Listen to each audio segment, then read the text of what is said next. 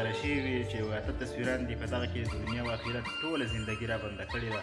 نو که تاسو دغه تصویر ته سوچ وکړئ، دغه ویډیوګانو ته سوچ وکړئ، دغه سټیکرې چې کومې تاسو ته ښکاري په دغې باندې سوچ وکړئ، نو ژوند ډېر مختصر دی او د دنیا زموږ نه ډېره مخکې روانه ده.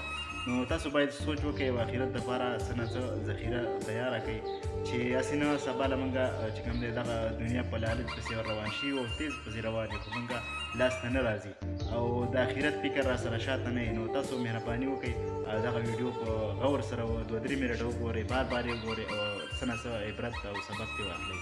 ډېره مینه او احترام، والسلام.